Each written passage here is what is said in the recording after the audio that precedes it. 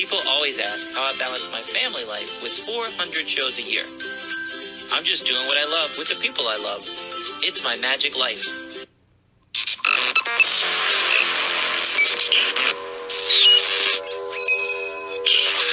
I like Wes Iseli. I like everything about him. Oh man, I've been looking forward to this podcast for some time now. Today's guest is in a category all by himself. He's performed all over the world and worked with top pop singers, creating effects for them and their touring show, such as Michael Jackson, Cher, Snoop Dogg, Missy Elliott, Reba McEntire, and so many more. He is not only known as a creator of original illusions, but he is in a category of himself, of a mega illusionist.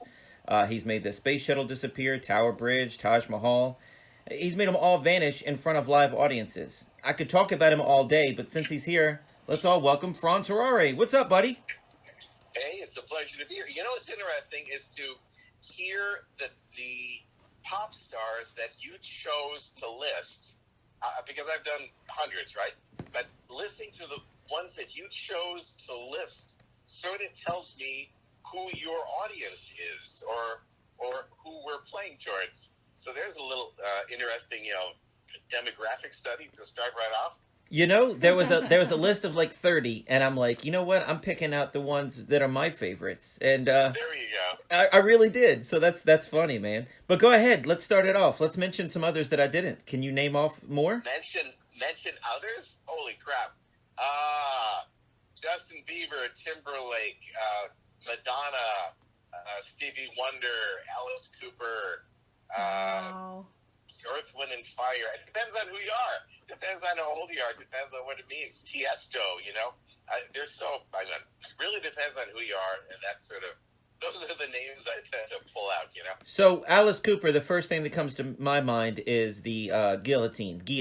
Was that you? So, the guillotine was done by Randy, the amazing... I do remember that now. Did I lose you? Which is conceivable before you were born. And so by that time, Alice was already a big-time Magic fan. So we did a lot. We did 3 tours together. We did like 3 or 4 illusions per tour. And it was all, kind of next generation stuff at that time. But he was already, I can say that he already was as much as an illusionist as anybody else, that we would consider our contemporaries. Speaking of which, in that same vein, Missy Elliott has done, by last count, like 22 or 23 illusions, different original illusions that I've done for her, because I've been working with her for so long. Every time she gets a gig, I get the call, and it's like, all right, Franz, what are we doing this time? So I get to, I would hate for her to know that, but I get to experiment and develop a lot of new stuff on her concerts, and in the process, she's now done, arguably more illusions than most illusionists work in Vegas right now. That is amazing. Wow. When you think of magicians, you think of guys on stage making a living, branded as a magician. But the reality is, magic is such a nebulous art form that it easily bridges over into so many other disciplines and so many other formats. And even though you might not call it magic, it is in every respect what we do. And I think that's what's cool about what we do, because it makes it really universal. Well, I mean, I tell people all the time, magic's universal. I've seen magic that's made me laugh so hard I could cry. And I've seen magic that has made me cry. But your show last night that we watched one of your Macau appearances. It was so amazing. The only way I could describe it is how people describe the Siegfried and Roy show to me. I never got to see the Siegfried and Roy show. I never got to see them. Something. I have DVDs of it, but I never got to see it live. But your show was just action-packed. That wall that you had behind you was amazing. The way you worked with it, the way that made the sets totally unique. Well, talking about Siegfried and Roy, and by the way, I knew both of those guys, and I worked with them and all that, and in their time, audiences were different. So you could spend a lot more time dramatically, emotionally leading up to an effect, and then paying off the effect and having the effect that much more dynamic. because of that setup. Today, we are literally living in a world of TikTok. You know, our audience has an attention span of about 15 seconds, maybe 30 if you're lucky. So information needs to be moving so quickly and images need to be changing so rapidly that the beyond belief, if it were running today, would have to be much faster and more almost frantic than it was, just because it's the nature of the audience today.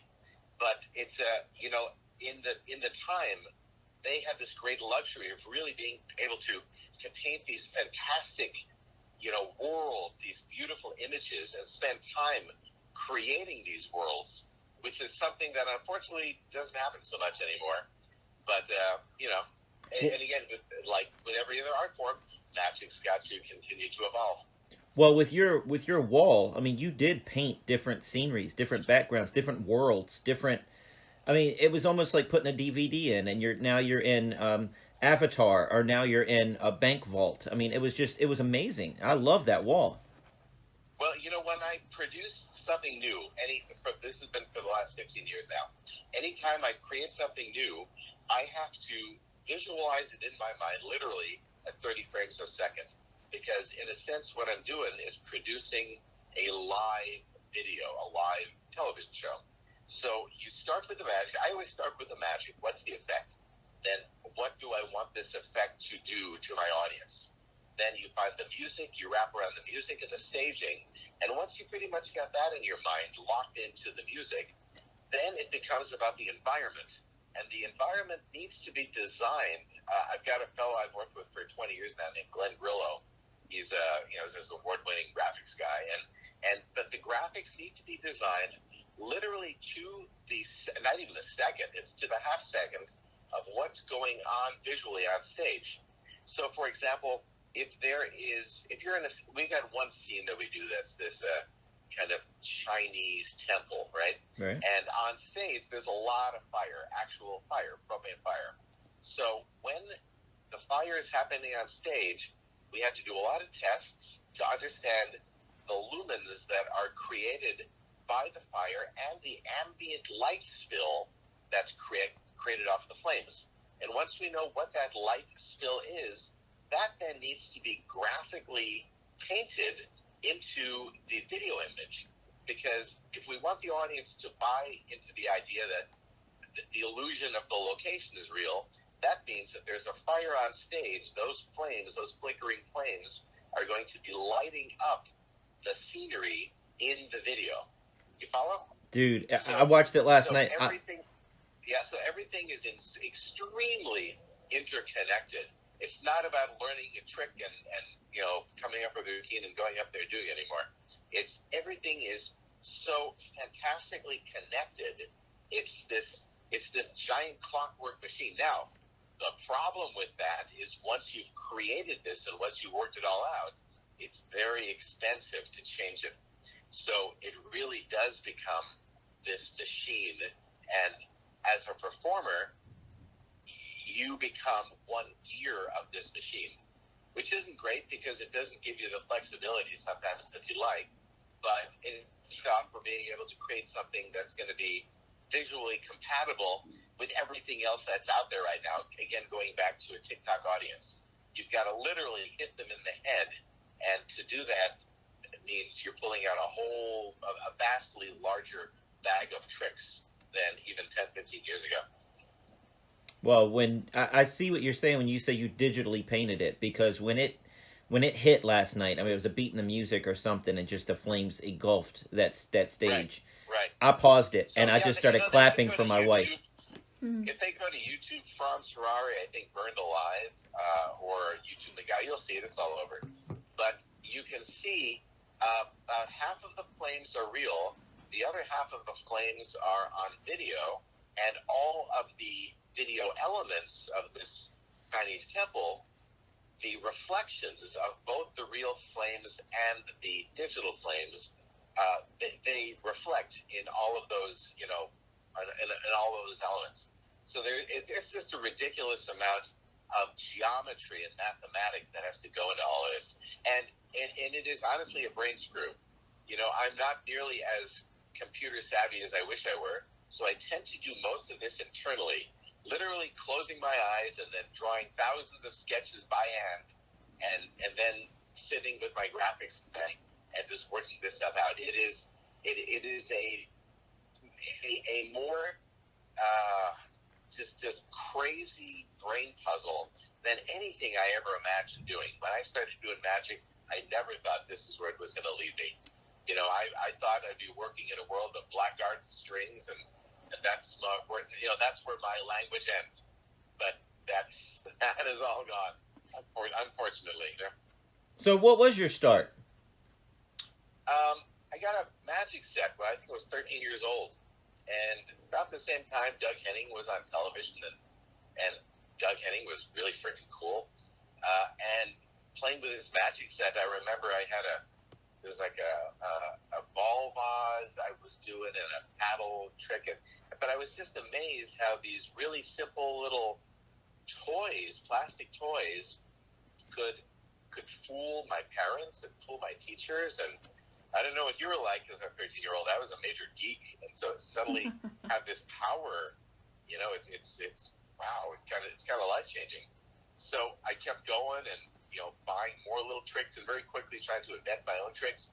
And again, I wanted to be Doug Henning. So I really was interested in big illusions. I had no idea how anything works, but I started getting hold of like old refrigerator boxes or appliance cardboard boxes and trying to make my own illusions. And most of them failed, but little by little I started having some success and figuring out, some of the psychologies. And in many cases I was reinventing the wheel.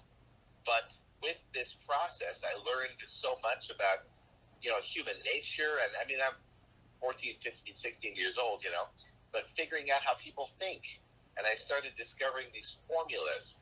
And I'm sort of compressing my whole life for you here in a minute or two. But while I was going to school, I was studying music.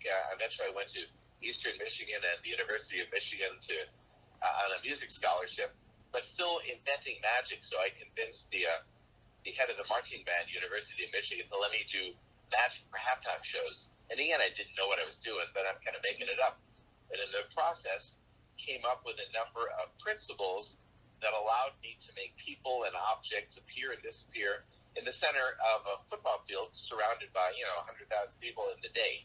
Wow. And by the way, football audiences are the worst in the world. They do not want to see magic. They just want you to get the hell off of the field and go on with the game. So I came up with these ways to work for halftime shows. Then I ended up doing stuff for the opera department and the theater and I had these large groups with which I could experiment, and I came up with these formulas that I still use today. In fact, I sold many of these formulas, David Copperfield and other people, for doing large illusions. In 1984, Michael Jackson announced he was going out on the Victory Tour, so I sent a VHS tape to the record company of me making a car appear in the middle of a football field. And they took a chance on a 20-year-old, and I went out there. I met Jackson. We became friends instantly. I ended up doing all of the magic for him, for 26 years. But with that, with that relationship, it kind of opened up a whole music industry to me. And I ended up doing, design work for his sister Janet, and I mean everybody, MC Hammer, and it just kept going all the way, up to today. So it's I've always had these two separate careers. One as a magician, performer, but then a second one as an illusion designer and producer. And sometimes those two cross over, but for the most part, they're two separate disciplines.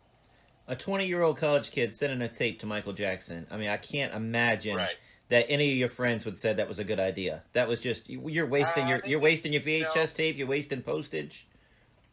Yeah, well, it's even more than that. I gave it to my agent at the time, and so every day I'm calling the agent. Any response? Any response? Any response? You go, nope, nothing. So finally, after about 2 months, the agent goes, "Look, man, I didn't even send the tape. Let's get real. You don't have a chance." I was so freaking crazy mad that I got rid of the agent. I resent the tape myself, and within about a week, I got a call. Wow. Oh my goodness. There's a whole other story, you know. Wow. Yeah. I mean, I can imagine. I can totally see that agent saying that there's no way. I mean, that's hitting the lottery right there, Franz. And he just told me because I kept bugging him every day, and he didn't have the heart to tell me.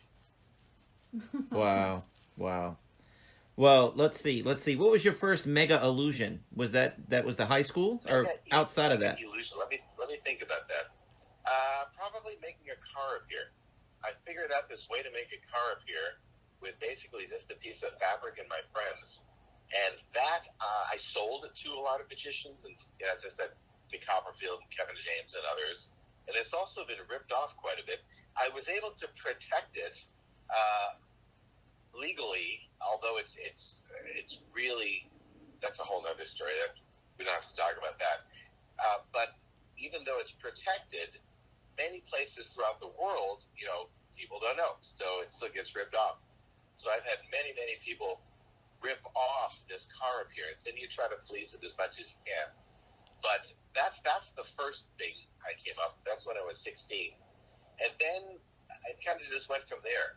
When I was 1991, I did the Jerry Lewis telethon, the Labor Day muscular dystrophy telethon. I gotta find it. It was a huge thing, right? So for that, I did the live disappearance of the Las Vegas Hotel and Casino, the Santa Fe Casino. And again, I really wasn't sure it was going to work or not, but I kind of took a chance because what the hell.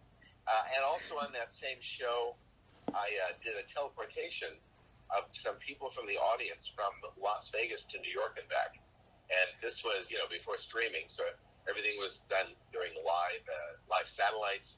And that was that one was got a lot of groundbreaking stuff going on there. Not just in the logistics, but in the psychology of making it all happen. And that's all on YouTube. You can go there and see all that as well. Well, that's what I'm looking it up right now. I'm going to be looking it up. MDA 1991.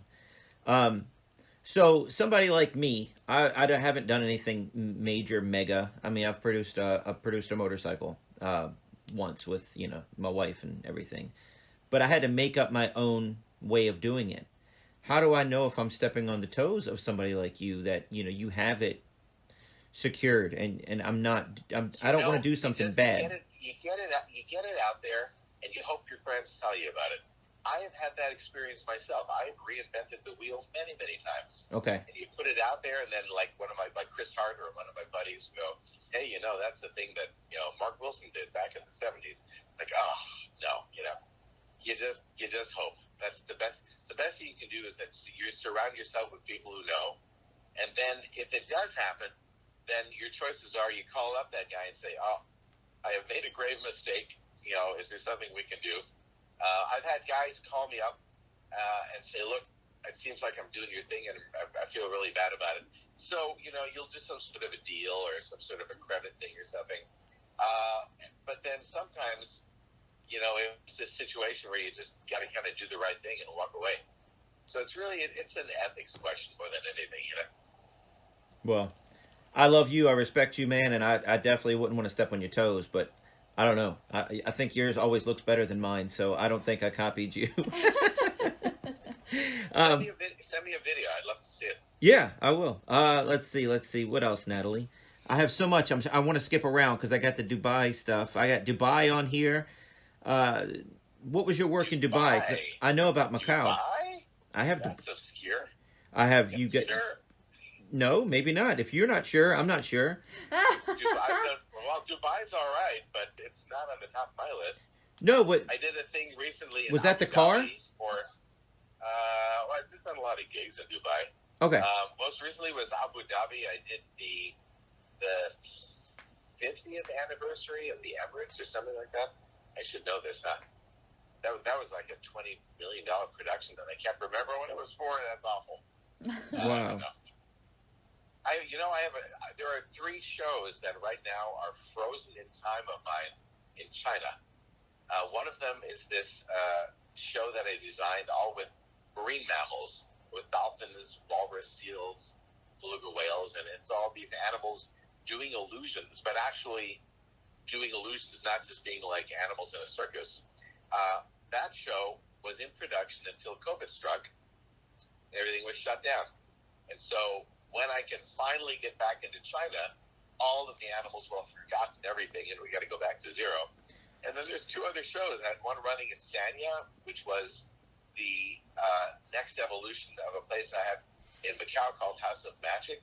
And then a 3rd show in central China that was just starting production, and they're all, as I say, it's like Chernobyl, untouched. When COVID struck, we just have to pick up and leave, and that's it. And so all those are massive productions, and they're just sitting waiting. It's really surreal, actually. Well, I heard Rocco. I love Rocco. Natalie and I went and studied with Rocco when we were dating, or we had just gotten married. And he said that he was with you during that when it hit, and he left everything. Yeah, the show's called Magic Stars in Sanya, China. And it was Rocco, Danny, and Stacey Cole, Mickey O'Connor, Al Only, Fabio, forgetting somebody, Tina, Markey. So that show, basically, we opened. That was an $8 million. And I say not because the money means anything, but it's the easiest way to communicate the scope of a production. Yeah. So it's a pretty big production.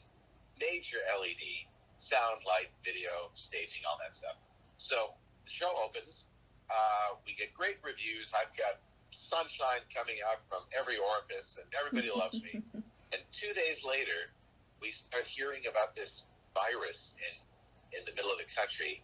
And the next day, I go, something feels weird.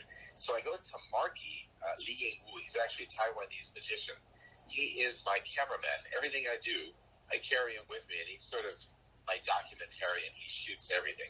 So I go to Marky and I say, something just doesn't feel right.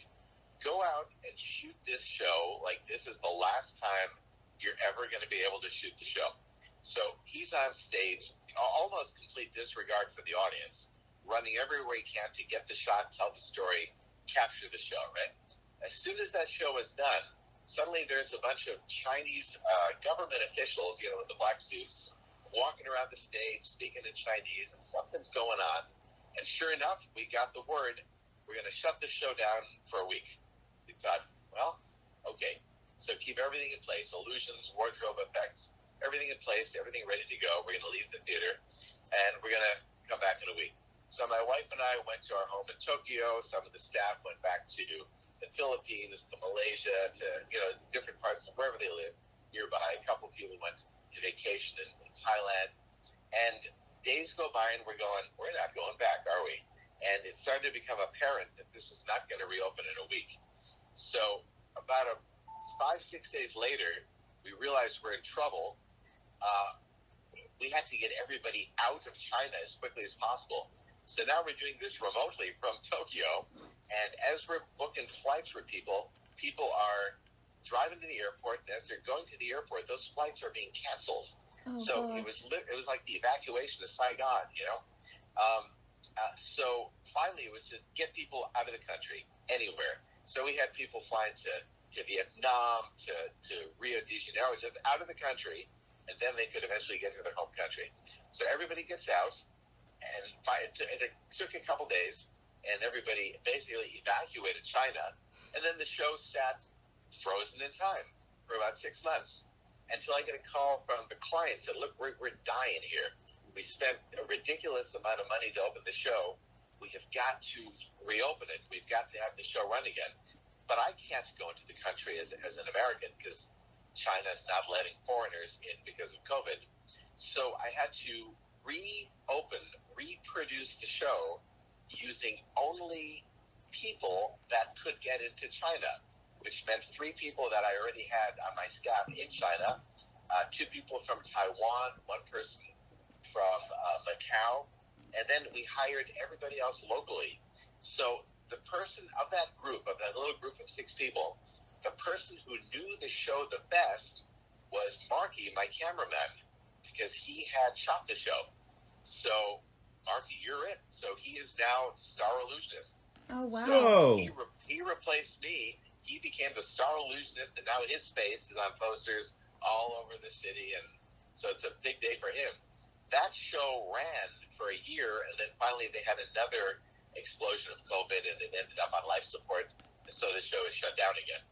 So, but that was one of the, I could say, in my whole career, one of the most difficult things I had ever done is try to direct and produce a show remotely only via my video phone, via my Chinese WeChat video. That's it.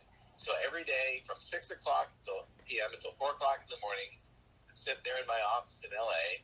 on my little phone trying to direct my team on the other side of the planet to reopen this, what would be a brand new show. It was a total brain screw, but I got through it. And what happened is now the client learned that I don't actually need to be on location to produce a show.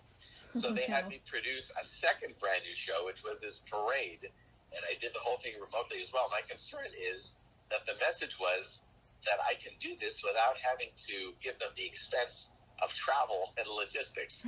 So oh, no. I might have kind of screwed myself a little bit, but it did open up a new, a new part of my business. Goodness gracious. Wow, so much stuff there, man. That's a lot to unpack.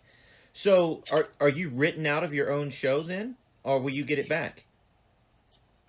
Well, the show's closed right now. Right. When I can get back into China, there's been talk of trying to reopen it in another part of the country. Who knows? It's so crazy right now because if you've watched the news lately, there's a war going on in Ukraine. Right. And China is now giving hints about maybe supporting Russia. And if that happens, then there will be U.S. embargoes on China, which is going to make things even worse. Not to mention that I have a warehouse filled with equipment and illusions in Dali in China. So everything is incredibly intertwined. It's a very, very tense time in my business life right now. And who knows what the hell's going to happen, But I would think and hope and plan that someday, sooner than later, I can get back over and, continue work. Wow. Golly. So, I was reading through an old Magic magazine, and they were making fun of, not making fun, I mean, they were just saying how expensive it was. Melinda's Drill of Death. And they called it the bill of death. In that show you had the other night, I mean, you had 7 illusions that were bigger, probably bigger than hers, Drill of Death. People have no idea about the logistics of storing and maintaining those huge illusions. Do you have somebody in your team that does that, or is that all you as well? Well, it's me, but I do have a team, but it's me overseeing everything. I've got a warehouse, a pretty big warehouse in L.A. I've got the one in China. I've got a place in Detroit and a place in Florida. So between those 4 locations, everything's kind of spread. I've also got some equipment sitting in Bangkok, but I haven't used that in a while. So it's kind of spread out all over the place right now. The problem is if you don't use equipment for a long time, it's like not running a car. You got to keep it running. You got to keep it going. Yeah. So sometimes it gets very expensive just to keep everything maintained. But I know Melinda's drill. I know it well, and it's a great piece of equipment. For my audience, and I say this with the utmost of respect for Melinda because she's a friend, but for most of the places that I am playing these days, size matters. And so the stuff that I do, not because there's any ego about it, but it just literally needs to be big to be able to handle, the venue, and also audiences are changing. So, yeah, my stuff it's up there. Yeah, it's pretty big. So, it's stupid, it's just dumb because it means that production costs are higher. Everything, all of the costs have gone up, which also limits where you can work and it limits your market. And it's more stupid than anything, but it is where the universe has taken me, I think it's pretty awesome. I'm telling you, I've looked up to you for so long, man. When I saw you at that Magic convention, you had a mask on, but I noticed the hair, and I yelled at you from across the room, please. I need a picture with you. That's pretty funny. No, awesome. I'm a huge fan. So, I'm skipping all around here because I have 2 pages of notes. But your World's Greatest Magic appearance with the Space Shuttle, they only showed you doing that one trick. Did the audience That's see a it. show that day, or did they show up just to see that space shuttle and then they left? How did that work? What did that look like behind the scenes? Well, we went through many audiences because the trick failed a bunch. Oh, I had to wow. get it right. So we went through 4 audiences, I think, and that was by design because that was 1994. And again, there's nothing digital about that. It is rock solid, real, but it also is a new principle that I've used a lot since then, but it had not. That's the first time we used it, and I didn't know if it's going to work. So we had to test it, and the only way to test it is in front of an audience. So we had set up 3 audiences to basically be our test audiences, and we got it by the time we really got it after the second audience. So the third audience was mostly staging and working out, the dramatic beats, and then we shot it with the 4th audience. And also, once you do it, you can't repeat it because as a magician, the audience sees something a second time. The psychologies are all different, so you got to keep switching out audiences. But that was shot on location at Kennedy Space Center about a month or 2 before the actual show aired on television. and they were just all tourists at the Kennedy Space? Local, local Orlando tourists. Okay. And I had a couple friends in there to scream and yell and make me look like a star, That's all right. That's all right. So, as far as magic goes, lots of times, the magician passes away and all those secrets are just gone forever. Do you have plans? It's crazy that you mentioned that. Do you have plans on writing a God. book? Come on now. It is crazy. Okay, so a couple of weeks ago, I was in Portugal with a dear friend of mine named Luis de Matos. I love Who, Luis. if you don't meet him, you need to Google him. Luis is freaking brilliant. We were having the same conversation. He was saying, look, what's your plan for when you're dead? Because you've done all this stuff and you've come up all this stuff, and are the secrets going to vanish with you? So we literally had the same conversation. So I know that I need to start writing a book on all this stuff. And I've started compiling hundreds, and I think I've got like 300. Are you there? But for some reason, right here. Okay. I lose you? I think you had a phone call come in or something. Go ahead. Where did I lose you? What's the last thing you heard? I don't know. Just go ahead. You were gathering. I think you said 300 something. You're grabbing. Yeah, I got about 300 things, anecdotes and formulas and things that I need to put in this book. But it's incredibly difficult for me to actually start writing it. I don't know why. Some weird psychological bump I need to get over. Maybe it's I've always been a strong believer in not living in the past and not even celebrating past glory, but keep doing the next thing, So maybe there's some of that going on, but I know that I need to document all this stuff, before my brain goes goo goo. Well, what about an EMC thing? Did he talk to you about that? About a what? Like a EMC, Essential Magic Conference, the DVD sets that he does. Those. Yeah, we did. I don't think I want to do that yet. Okay. But for one, I'm still very much alive and very much working. Yes. So Yes. I don't want that stuff out there because I'd be creating, 30 little Franzes out there all competing with me. So I think I'm going to hold on to them for a while, but I need to capture them while I still have everything, while it's still fresh in my mind. The fresh in the mind is the thing. I got a friend of mine, and I'm not saying you're old. I'm not saying anything, but anything can happen, A buddy of mine has a brain tumor, and he's 62 years old, and it's grown. It grew overnight, and he went from working 60 hours a week, and now he's living in a nursing home, and he remembers long term, but has no short term at all. You just never know what's going to happen. Yeah. I hope you're knocking on wood right now. You know what? I love this guy, and it makes me tear up thinking about him. But back to you. You got to write something down. Please, God, please write something down. The future needs you. So, all right, I got another book for you, since I don't get credit for that one when it comes out. Luis beat me to it. What about NDAs with all these pop stars? What about a book just with your work with all the pop stars and the behind the scenes with that? I would love to. I've tried so many times. I have stories. I know. I can tell you stories, but I can't write any down because none of them will let me. None of them, even friends like Missy Elliott, none of them. They don't want it out there, you know? I had, I'm going to assume that Queen Latifah is never going to hear this podcast, but I did a thing with her for Grammy Awards, I think, Grammy or Soul Train Awards, one of these award shows. And I had to do a trap door. It was an escape. So we had to put a trap on the stage. And I talked to her management. I get her dimensions so that we know how big to make the trap.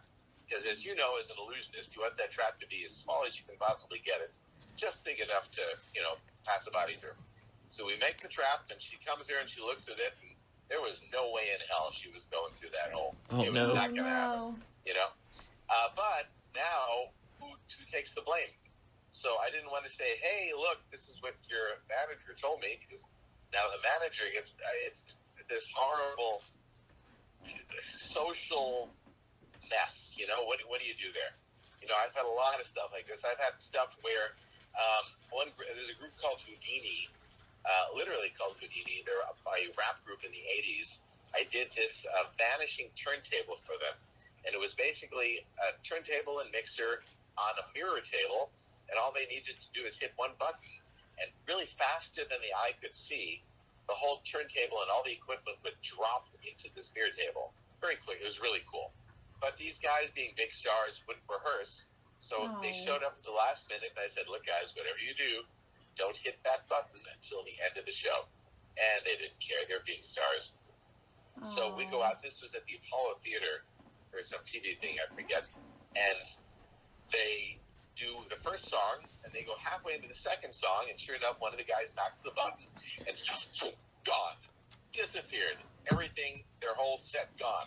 And so the three of them just stood there and looked at each other and said, thank you very much, and walked off stage. And the audience goes, huh? What the hell? What was that?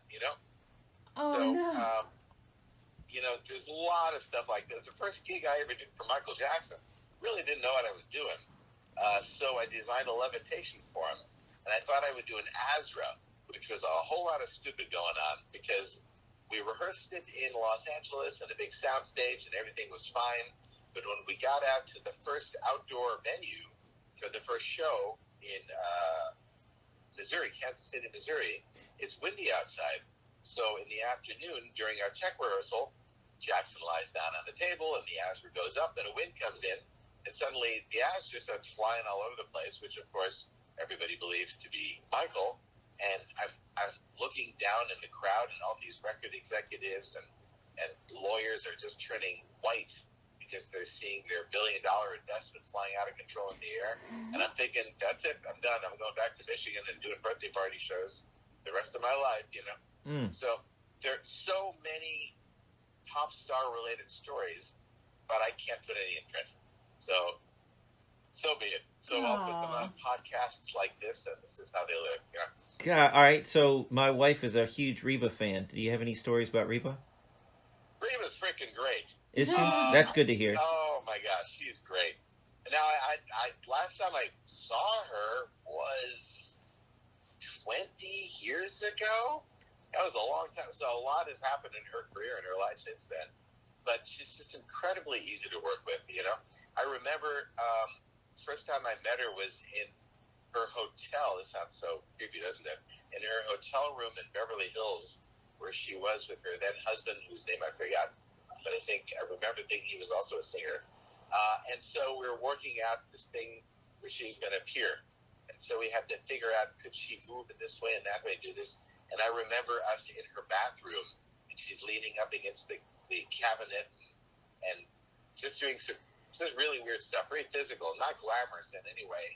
But, it's what it takes to figure out if a trick is going to work, So you got to figure out, can you physically do this? And I remember she was all about it. She was into it. Which reminds me of something. Probably the biggest trooper of all, I keep coming back to Missy Elliott. We did a thing we did the Russian MTV Music Awards. This was in St. Petersburg. And we get there, but the equipment that I designed for her to appear didn't show up because there was a storm on the Atlantic Ocean. So I needed to figure out a way to make her appear at the beginning of her set for these MTV Music Awards. in this stadium. So myself, my basically production manager, and my wife ran around the arena grabbing everything we could possibly find that you could pick up that was silver. And we ended up zip tying everything together into a tower about 18 feet tall.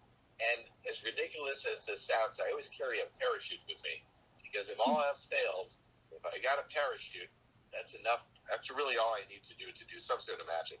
So I figured out a way to make her appear on the top of this tower from this parachute. If you go to YouTube, Russian MTV Music Awards, you'll see Missy Elliott there appearing. That was completely makeshift. And again, that's one of those things where Missy needed to have the right attitude to be able to run with it. So now we go on to the next city, which was Moscow, and again, no equipment, but she's got to appear. So what we came up with is I flooded the stage with dry ice, CO2, which, by the way, you cannot breathe CO2 because it's carbon dioxide.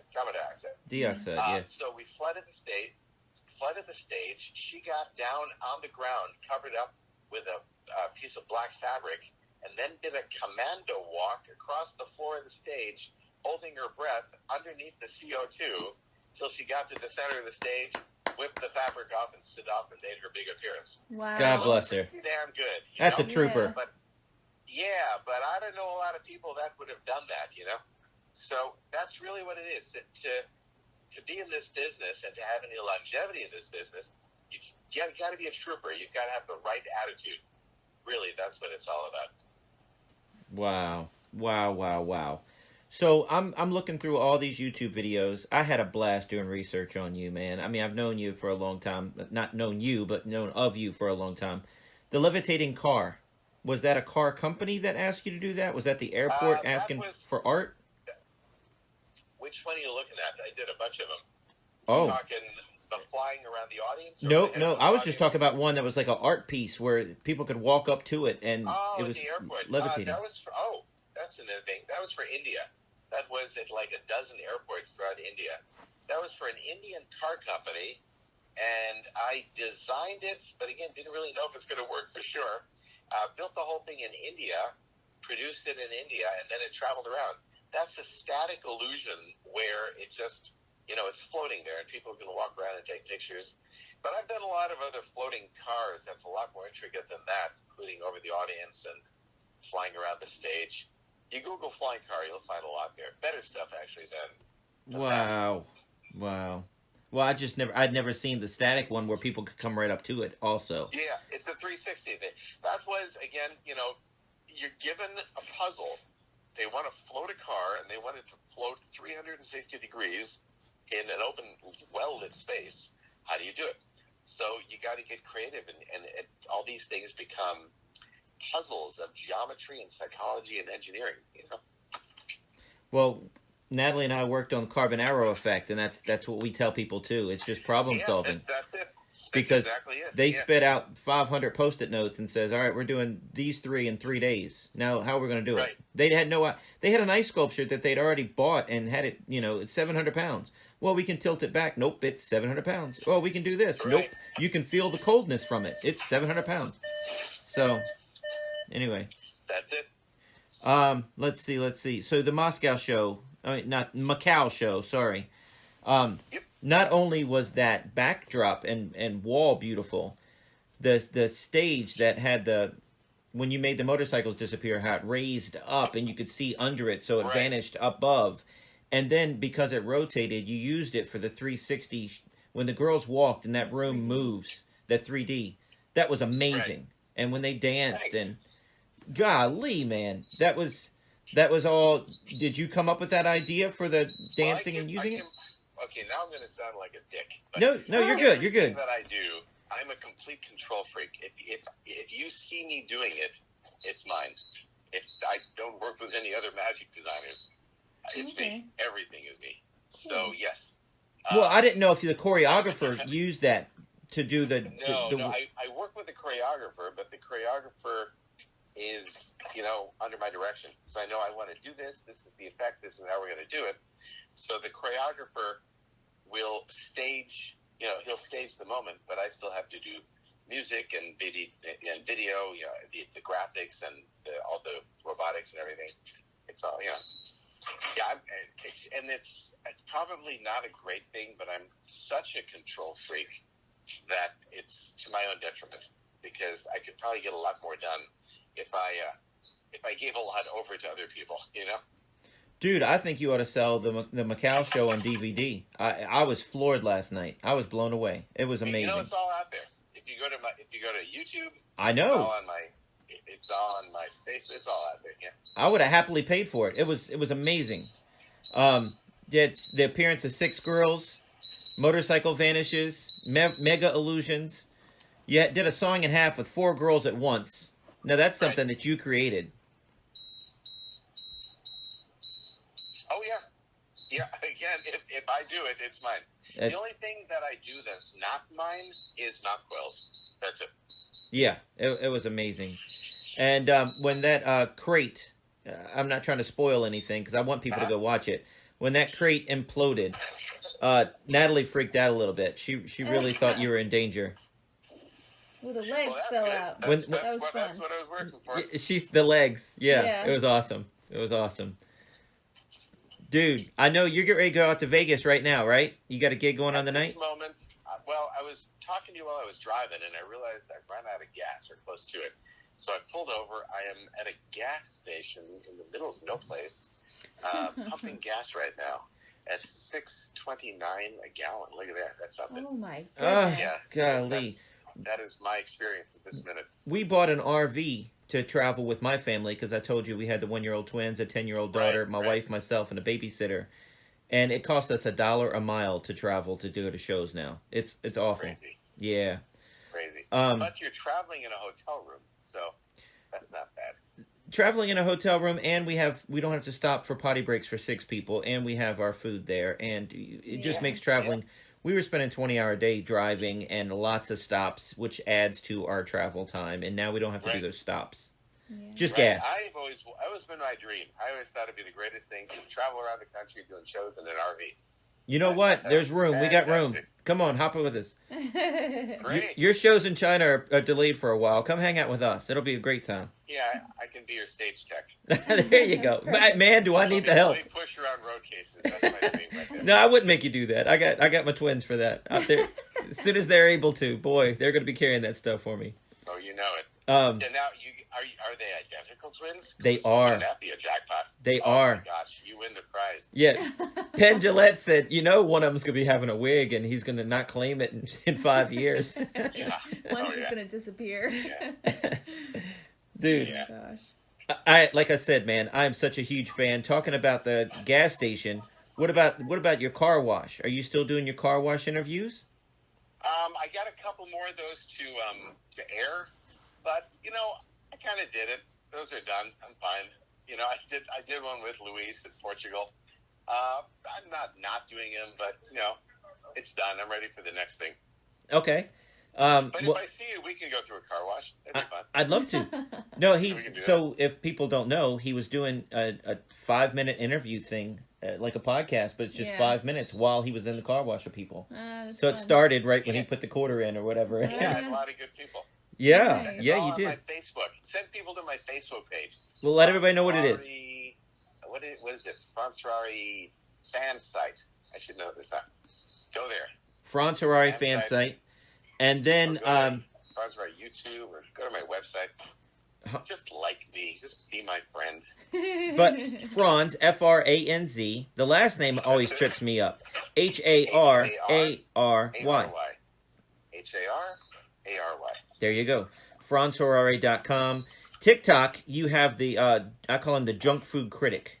Yes, I have. Yes, that's another experiment. I always believe. Okay, going back to Michael Jackson, very early on, he said, "Franz, whatever you do, make sure it's different and better than anybody before you." And I live with that. That is my mantra for life. And I will always continue to try to do the next thing. So TikTok that's where it's at right now. And I thought, okay, well, I'll do something new.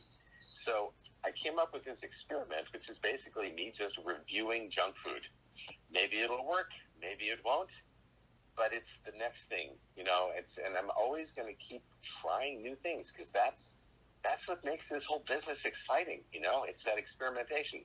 It's coming up with something that didn't exist before, putting it out there, and seeing the reaction you get. So, well, my critique, my only critique for the Junk Food Critic was one of the videos looks like it took place like in a cafeteria, and I'm like, nope, he's too high end to be in a cafeteria. So I shot all of those all at once in a studio against a green screen. Oh, I know. I just didn't like the 218. How many? Then 218 of them I shot. So you'll be seeing these until Halloween. So then I went around Vegas and I shot a bunch of backgrounds everywhere. Cafeterias, high-end places, low-end places. A couple of them I probably haven't aired yet, are like in the middle of a freeway, everywhere. Wow. So they're all green screen, but I just wanted to mix it up, and, you know, again, it's an experiment. Yeah. Maybe it works, maybe it doesn't. You ate 215 things. 218. I sampled 218 things in the course of about 3 hours. Oh my goodness! And what I learned is that all American chocolate is terrible. Terrible. Wow. You know, it's just the best stuff is all the European stuff. You know, Cadbury pretty good, Toblerone okay, but yes. And I never need to see like a Twinkie again for the rest of my life. Dude, that's awesome, man. That's awesome. What's the other TikTok channel? It's just magic. TikTok Franz Harary Magic, and all it is I'm just putting up stuff. Just putting up my magic. I love it. You know, as big of a fan as I am as magic, man, how many card tricks can you watch? But every time I see Franz Harary do something, man, it's always over the top. It's always awesome, energetic. I feel like I'm kissing your butt, but I'm not. It's always something fun to watch. Kind of you to say. No, thank you for everything, man. Thank you for doing our podcast. Drive careful to Vegas. We're almost out of time here. Is there anything else you want to plug or pitch, or how can people get tickets to the Macau show when it opens back up? God knows when it's going to open. Who knows? You know, I don't know. Is everything on your website though? Pretty much. You know, just go to Facebook. Go to Facebook. You can contact me through Facebook. But if you know, once it opens, it'll be on my website. I should know this. I got a guy who does this, and I don't pay as much attention to it as I should. So, no, that's all right. My wife wants to go to Macau now just to see that show. I just took a picture of myself at the pump here, so I will send you this as soon as we hang up. Oh, please. Yes. Dude, I'm telling you. My most recent art shot. Yeah. With the $7 price tag behind you? That's I should address it. Yeah, maybe if you squint. Yeah. There you go. All right. Goodness. Yeah. Well, Franz, thank you for your time, man. It's been a pleasure. I'm headed to Vegas to work with Joaquin Ayala. I'll see you on Facebook and TikTok and YouTube and all that stuff, and keep doing the good work. It's great to see this happening. All right, buddy. Stay on the line real quick. We're going to do a couple plugs. We'll get out of here. All right, you got it. Shows are coming back for us. We just updated our website with all of our upcoming shows. Lots of private shows on the books. But April 15th and 16th, we'll be performing at Hyatt Regency Resort in Cambridge, Maryland.